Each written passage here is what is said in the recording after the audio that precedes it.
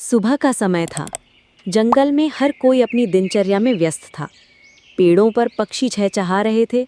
उन्हीं में से एक था एक काला सा कौवा।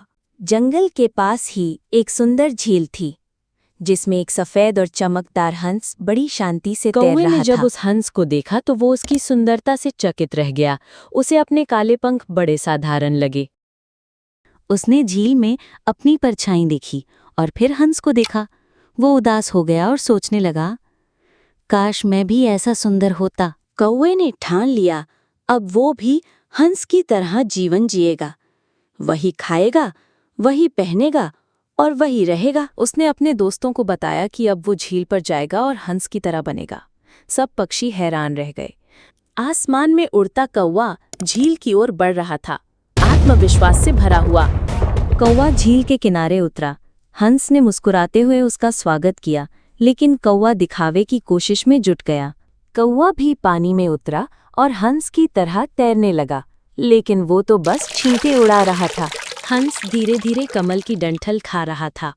कौवे ने भी वही खाने की कोशिश की, लेकिन उसे स्वाद बिल्कुल नहीं आया।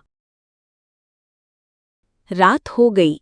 हंस तो झील में ही आराम से सो गया, लेकिन कौवा ठंडी चट्टान पर कांपता रहा। अब कई दिन बीत चुके थे। कौवा कमजोर हो गया था।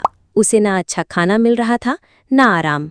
झील के बाकी पक्षियों से अपनाने को तैयार नहीं थे। हंस भी दूर हो गया।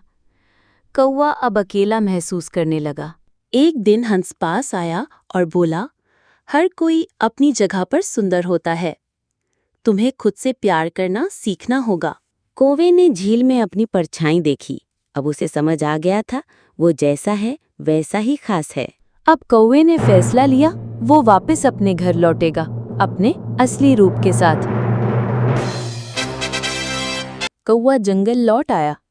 उसके पुराने दोस्त उसे देखकर बहुत खुश हुए। अब वो पहले की तरह खुश था, अपने मनपसंद भोजन और दोस्तों के साथ।